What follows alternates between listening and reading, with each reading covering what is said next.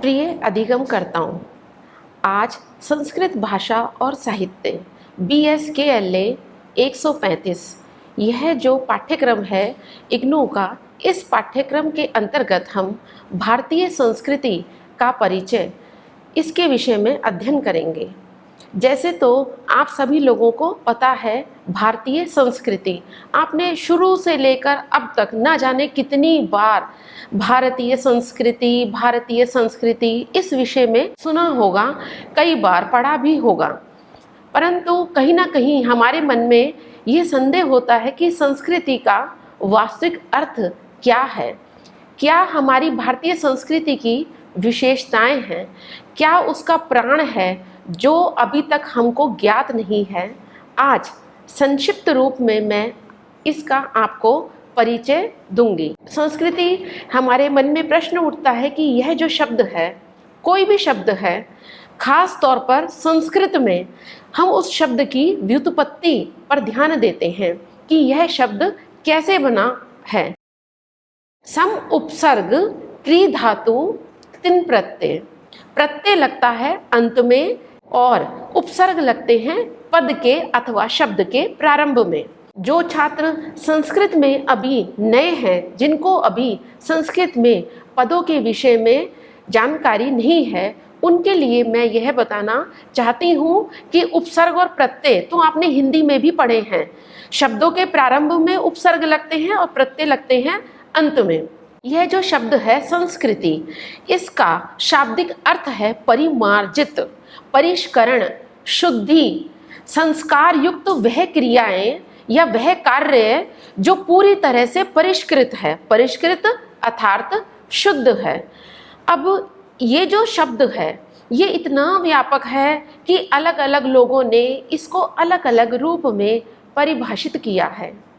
साहित्यकार साहित्य की दृष्टिकोण से देखते हैं, वो कहते हैं कि यह जो संस्कृति है इसका तात्पर्य है कि मानवीय व्यवहार, हमारी मनोदशा, हमारे किस प्रकार से व्रत, त्योहार, उत्सव, हम किस में अपने सामंजस्य को बैठाएं, अपने रिश्तों में, अपने समाज में, अपने परिवार में। दार्शनिक उस जो दृष्टिकोण है वो कहता है कि दर्शन के अनुसार जीव, जगत, परमात्मा, आत्मा, स्वर्ग, नरक, इनको आधार बनाकर संस्कृति को परिभाषित करते हैं।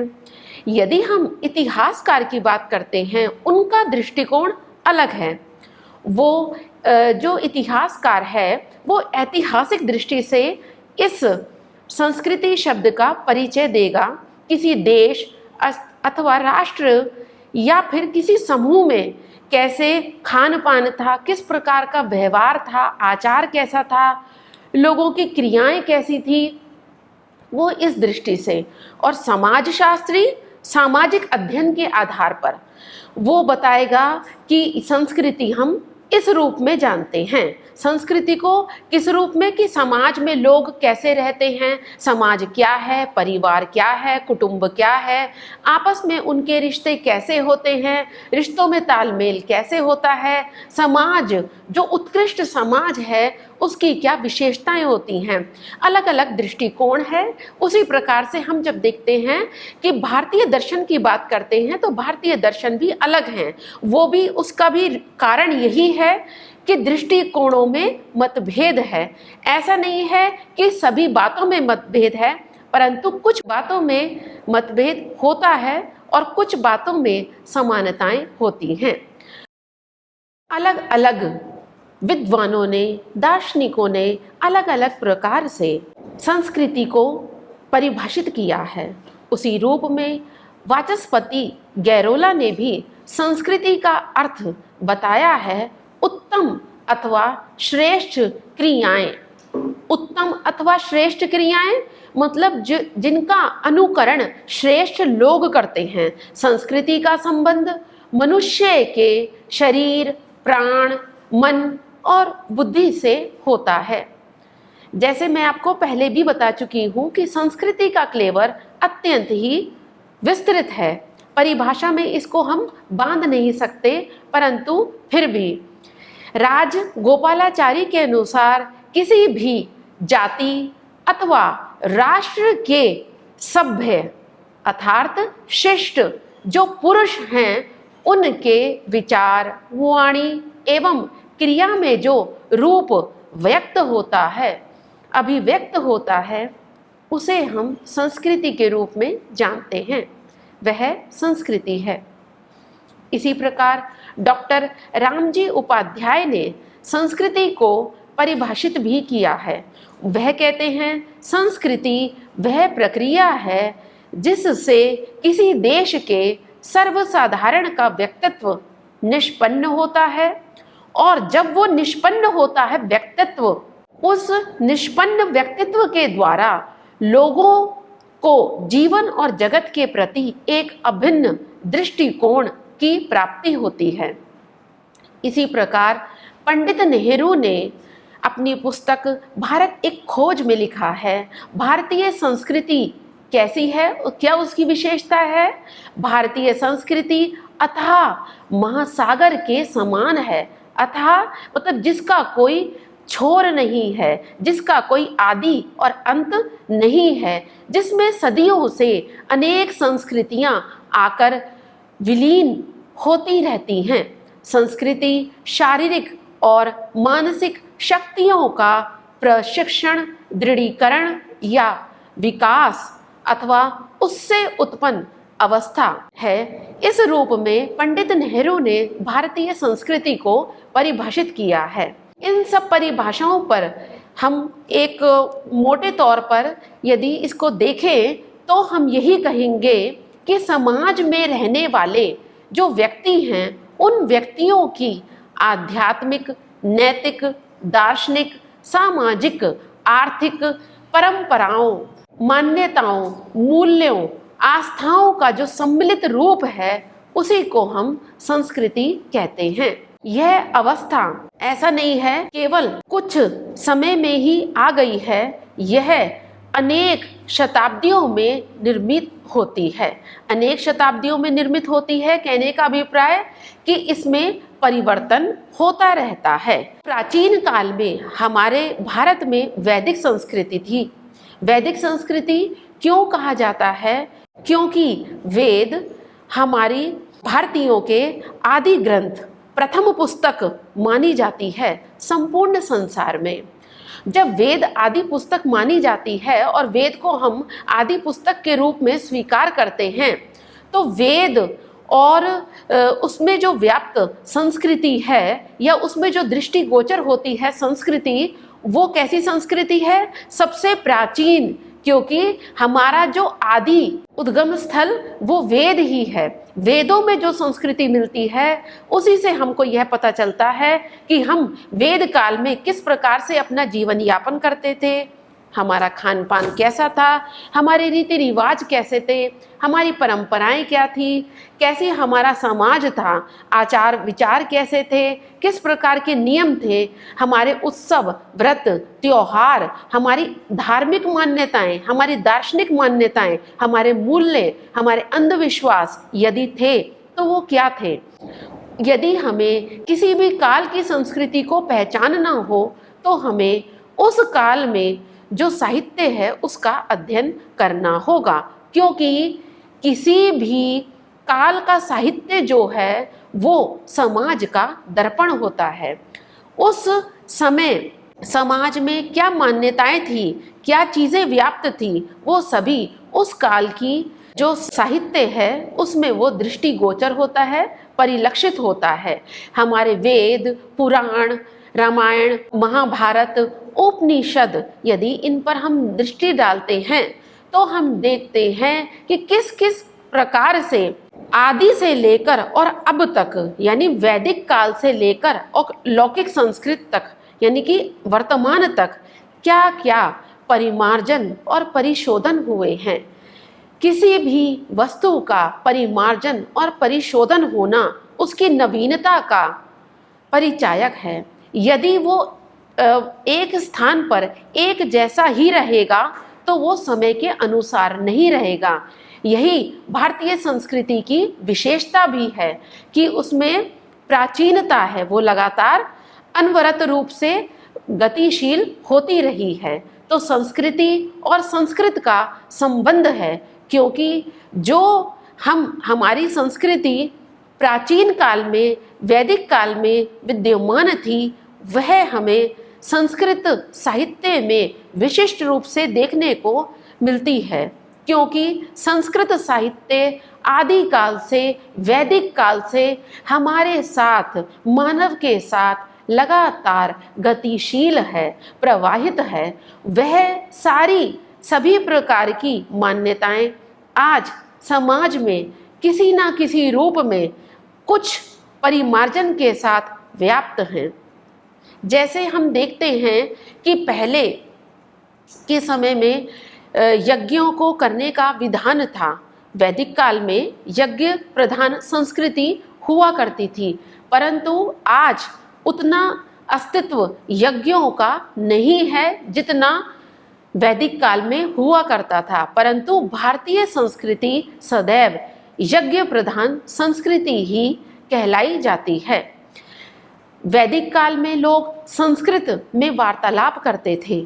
आज संस्कृत में वार्तालाप यदा कदा ही कुछ ही लोग करते हैं, क्योंकि उसके प्रति भी अनेकों कारण हैं। यदि हम देखें तो संस्कृत जो है उसे हमने अपनी जो हमारी 22 राज्य भाषाएं हैं, या जिसको हम कहें जो 22 हमारी 8वीं अनुसूची में 22 भाषाओं को स्थान दिया है, उसमें संस्कृत को इतना महत्व नहीं दिया कि उसको हम आज ऐसे इस प्रकार बोलचाल की भाषा के रूप में देखें। परंतु ये हमारे लिए गर्व और हमारे अस्तित्व की पहचान की भाषा है, इसलिए हमें इसको आज अपनाना चाहिए। समय के साथ थोड़ा परिवर्तन हुआ है। आज संस्कृति में हम संस्कृत का उतना प्रचलन नहीं देखते हैं, परंतु होना चाहिए, क्योंकि यह हमारी भारतीयता की पहचान है। इसके अतिरिक्त कुछ ऐसी चीज़ें हैं जो आज भी विद्यमान है। जैसे हम कहते हैं कि उस काल में भी, जैसे हम वहाँ पर जाते थे, गुरु के आश्रम में शिष्य जाते थे विद्या अर्जन करने के लिए, गुरुकुल में जाकर, वहाँ पर जाकर वह गुरु के सानिध्य में रहते थे, अंतेवासी कहलाते थे। गुरुकुल की सभी प्रकार की क्रियाओं को, सभी प्रकार के नियमों का पालन करते थे।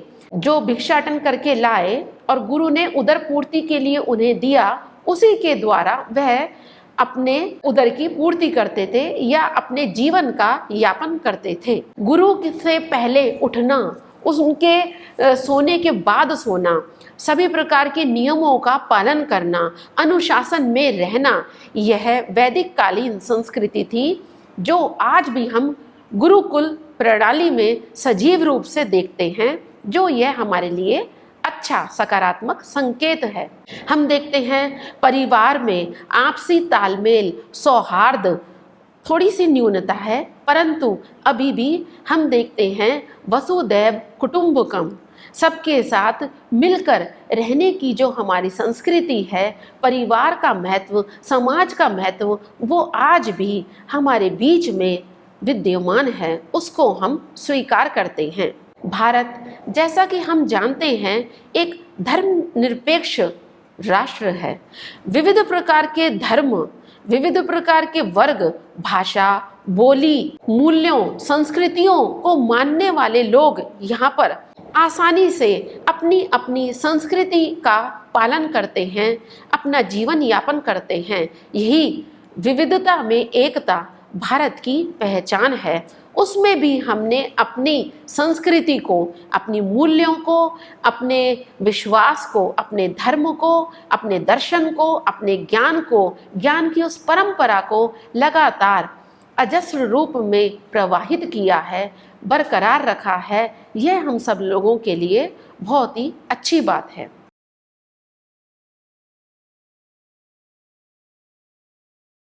थोड़ा सा मैं आपको एक विषय पर और बताना चाहूँगी कि ज़्यादातर जो अभी इतिहास को पढ़ने वाले हैं छात्र या हमारे अधिगमकर्ता हैं, उनके मन में थोड़ा सा यह संदेह रहता है कि संस्कृति और सभ्यता क्या एक ही हैं, क्या उनमें थोड़ा बहुत अंतर है या नहीं।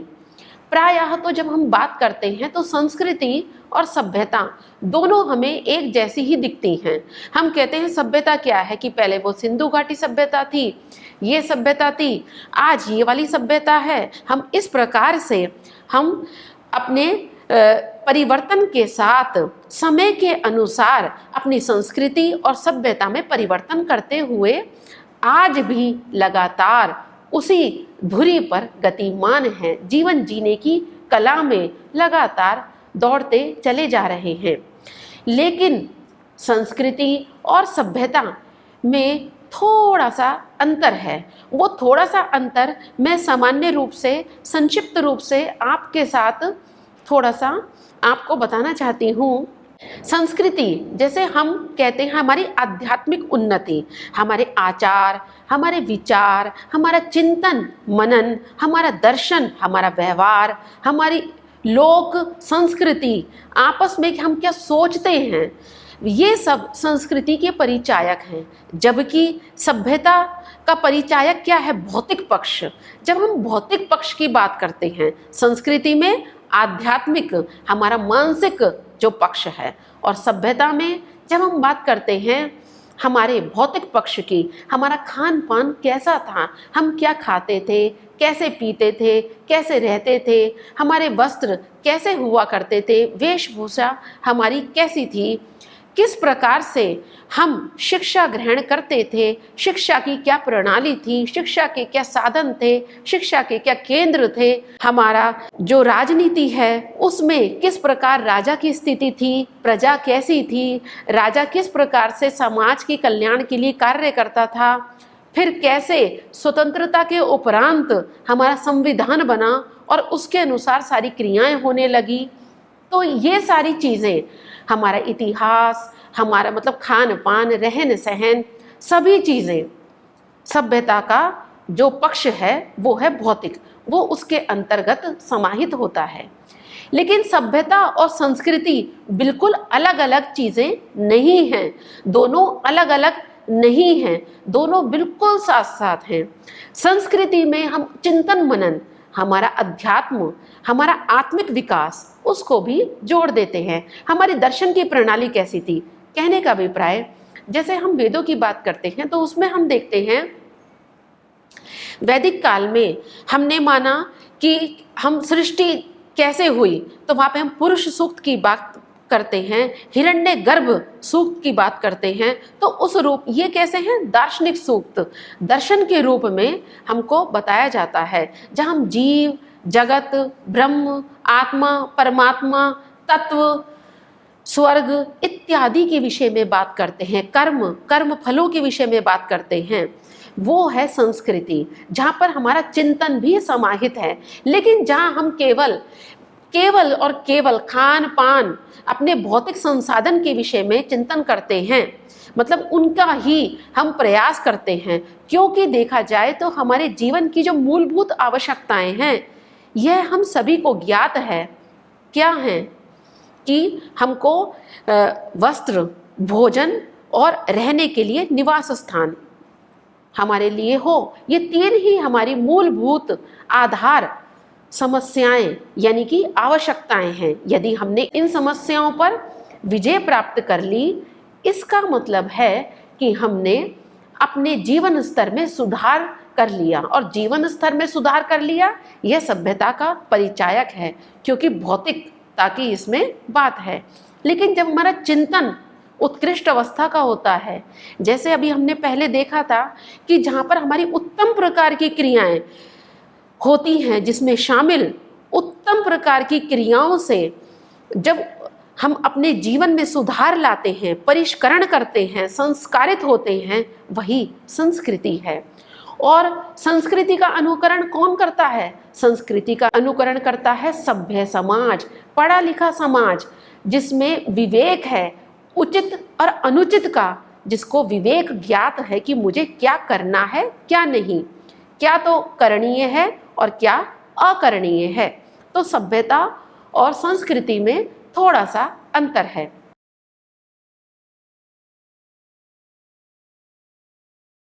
अब भारतीय संस्कृति, आपके मन में प्रश्न उठेगा, भारतीय संस्कृति की हम बात करते आ रहे हैं, तो मैं आपको बताती हूँ कि भारतीय संस्कृति की क्या विशेषताएं हैं।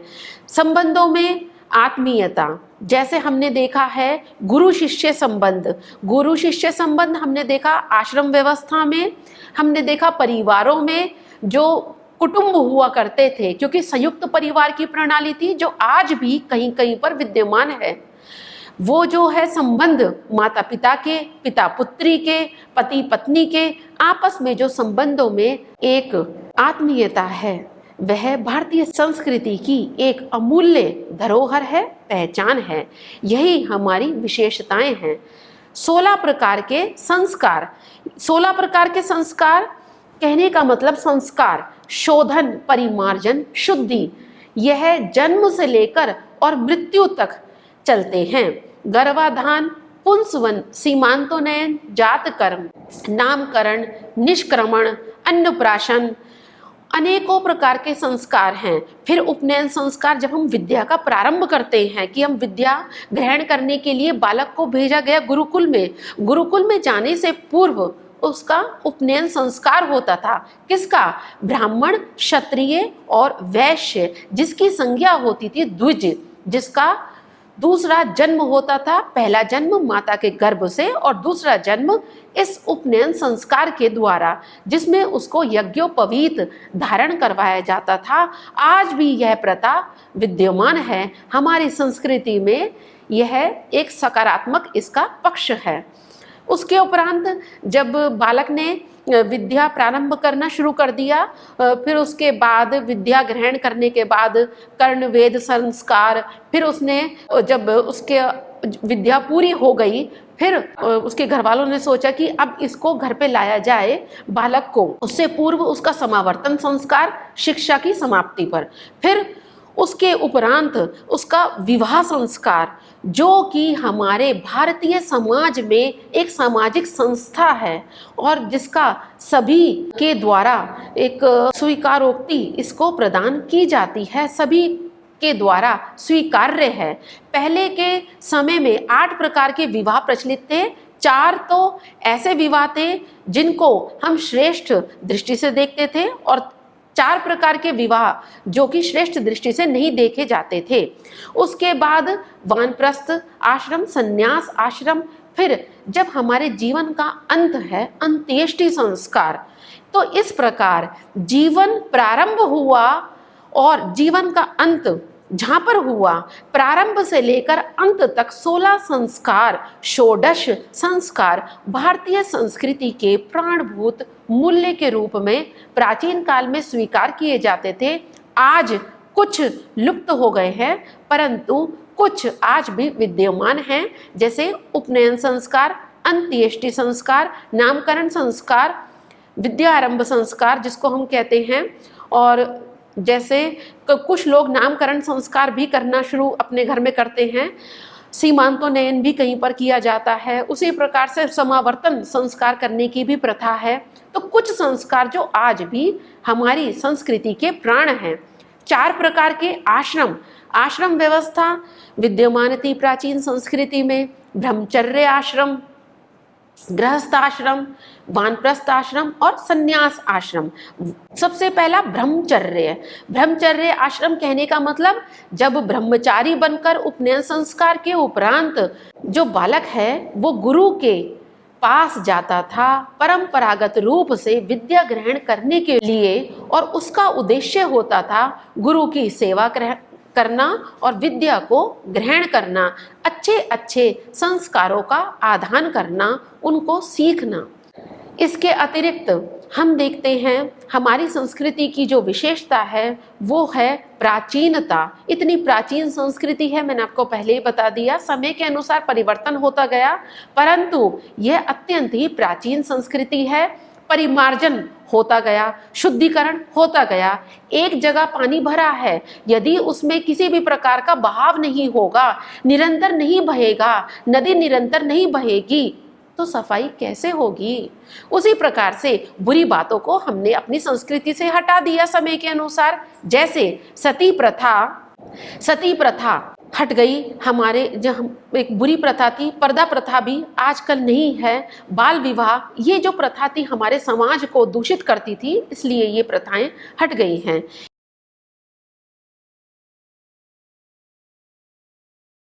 इसके उपरांत अब महाकवि जो आपके पाठ्यक्रम में लगे हैं, महाकवि भर्तृहरि के शतक, 3 इनके शतक हैं, नीति शतक, श्रृंगार शतक और वैराग्य शतक।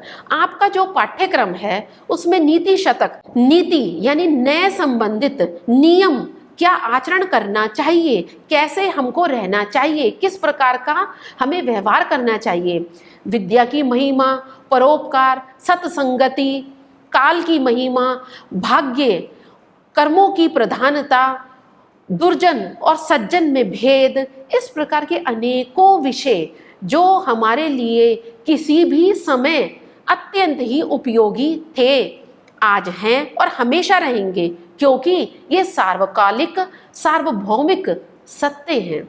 श्रृंगार शतक और वैराग्य शतक, ये तीनों ही इनके शतक हैं जो कि बहुमूल्य हैं। इन शतक के माध्यम से महाकवि भर्तृहरि जी ने बताने का प्रयास किया है कि विद्या हमारे लिए कैसी है, चाहे हम विदेश चले जाएं, उसकी महिमा कहीं पर भी कम नहीं होती है। उसी प्रकार से कहते हैं, यदि व्यक्ति अच्छे कर्म करता है तो उसको अच्छा फल मिलता है, बुरे कर्म करता है तो बुरा फल मिलता है, इसलिए हमको अच्छे कर्म करना चाहिए। इसके अतिरिक्त अपनी वाणी का, शब्दों का नियंत्रित होकर, संयमित होकर हमें प्रयोग करना चाहिए।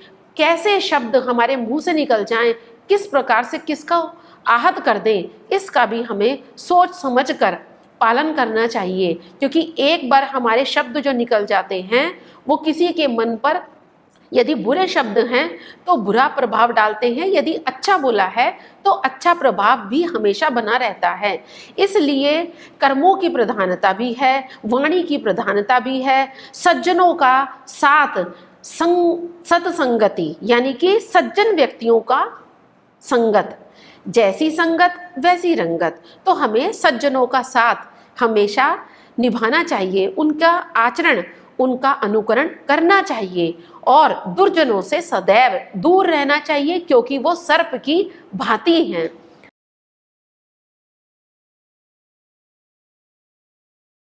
नीति शतक में जो महाकवि ने हमको अमूल्य ज्ञान प्रदान किया, उसकी मैं किसी भी प्रकार से वर्णन करूं तो वो अत्यंत ही संक्षिप्त है, क्योंकि उसको शब्दों में बांटा नहीं जा सकता। फिर बारी आती है कठोपनिषद। कठोपनिषद जैसे कठ शाखा से संबंधित है। ईश, केन, खट, प्रश्न, मुंडक, मांडुक्य, ऐतरेय, तैतरीय, छांदोग्य और बृहदारण्यक उपनिषद, यही प्रामाणिक उपनिषद माने जाते हैं। इन उपनिषदों पर शंकराचार्य ने अपना भाष्य लिखा है। भाष्य यदि कहें तो उसका सरलीकरण, उसको सरल रूप से समझाया है। कठोपनिषद कठ शाखा से संबंधित है, यजुर्वेद की। ये तो आपको पता ही है कि 4 वेद हैं, ऋग्वेद, यजुर्वेद, सामवेद और अथर्ववेद। कठोपनिषद में एक छोटा बालक नचिकेता अपने पिता से प्रश्न करता है। कब प्रश्न करता है? कि जब उसके पिता विश्वजीत नामक एक यज्ञ करते हैं और उस यज्ञ में अपनी सभी चीजें दान करते हैं। जब सब चीजें दान करते हैं तो छोटा सा एक अबोध बालक है, उसके मन में प्रश्न उठता है कि जब पिता दान कर रहे हैं, ये बूढ़ी असहाय जो ना तो घास खाती हैं, ना जिनकी इंद्रियां काम करती हैं, जो बिल्कुल असमर्थ हैं दूध देने में, मेरे पिता ऐसी गायों को क्यों दान कर रहे हैं? 1 बार, 2 बार, 3 बार प्रश्न करता है। हठी बालक है, जिज्ञासु बालक है, ये पता चलता है।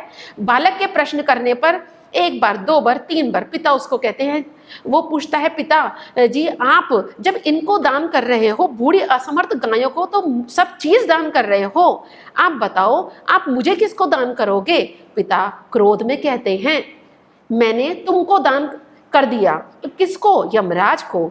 यमराज अर्थात मृत्यु का देवता। बालक कैसा है, उसकी क्या विशेषता है कि वो आज्ञाकारी है। बालक ने पिता की आज्ञा मानकर कि जा मैंने तुझे यमराज को दान दे दिया। अब दान का मतलब है देना, उसका नहीं रहा वो चीज, तब से ही जैसे ही बोल दिया। तो यह जो हमारी संस्कृति है, यह प्राचीन काल की संस्कृति है जो आज भी कहीं ना कहीं विद्यमान है। हमारे मूल्यों में यही जो मूल्य हैं हमें सकारात्मक ऊर्जा देते हैं। बालक पिता की बात मानकर यमराज के पास जाते हैं, उनके पास जाकर निवेदन करते हैं। पहले तो वो यमराज वहां पर नहीं मिलते हैं, 3 दिन 3 रात तक भूखे प्यासे उनका इंतजार करते हैं। यमराज आते हैं, उनको पता चलता है एक छोटा सा अबोध बालक नचिकेता उनका 3 दिन 3 रातों तक इंतजार कर रहा है। अतिथि सत्कार के महत्व समझते हैं वो, और फिर वो कहते हैं कि जाओ मैं आपको 3 वर देता हूँ, क्योंकि कहीं ना कहीं उनके मन में पश्चाताप की एक जो भावना थी कि मेरे यहाँ पर एक ब्राह्मण बालक रहा भूखा प्यासा 3 दिन तक। 3 वर उसको देते हैं। बालक कितना होशियार समझदार है। पहले जो वर है उस वर में वो कहता है मेरे पिताजी सुखपूर्वक सोए, आराम से, उन्हें कोई कष्ट ना हो। मेरे पिताजी मैं जाऊं तो पहले जैसा मेरे साथ आचरण करें, हमारे संबंधों में आत्मीयता आए। तो यह जो संबंधों में आत्मीयता है, पिता के कल्याण की भावना की कामना है, यह हमारे जो प्राचीन ग्रंथ हैं उनके माध्यम से आज भी हमारी संस्कृति में, हमारी साहित्य में विद्यमान है।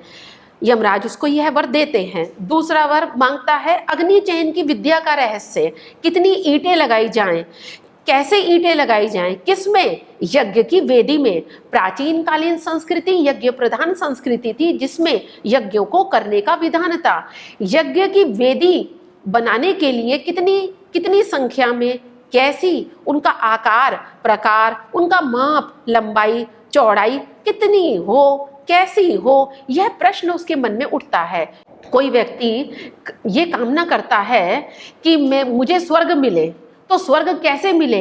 यज्ञ यदि वो करता है और उस यज्ञ के माध्यम से वो अपनी कामना ईश्वर तक पहुंचाता है, तो स्वर्ग कामो यजेत, ऐसा कहा गया है कि स्वर्ग की प्राप्ति जो चाहते हैं, यदि स्वर्ग की जो कामना चाहते हैं, स्वर्ग की जो कामना करते हैं, इच्छा करते हैं, उनको यज्ञ करना चाहिए, उनको यज्ञ करना चाहिए। तब वो यज्ञ का रहस्य जानना चाहता है। जैसा वो कहता है, यमराज कहते हैं उसको, उसी प्रकार से यथावत जो के त्यों शब्द दोहरा देता है। यमराज प्रसन्न होते हैं और प्रसन्न हो जाने के बाद उसको वो कहते हैं जा मैं एक अतिरिक्त वर तुझको और देता हूँ। एक अतिरिक्त वर तुझको देने का अभिप्राय कि मैं तुझे ये जो अग्नि है आज से तेरे नाम से, नचिकेत अग्नि के नाम से प्रसिद्ध होगी संसार में, ऐसा वर देता हूं। क्यों प्रसन्न हुए? छोटा सा बालक इतने गूढ़ ज्ञान को जैसे सुना, श्रवण किया, जैसे उन्होंने भाषण किया वहां पर और उसने श्रवण किया, सुनते ही वैसे का वैसा ही ज्ञान उनके समक्ष दोहरा दिया। प्रसन्न हो गए यमराज, और प्रसन्नता के कारण ही उन्होंने उसको तीसरा वर दिया कि यह अग्नि तुम्हारे नाम से आज के बाद नचिकेत अग्नि के नाम से जानी जाएगी। तीसरे वर में जो अत्यंत ही महत्वपूर्ण वर था, आत्मज्ञान के रहस्य को जानना चाहा।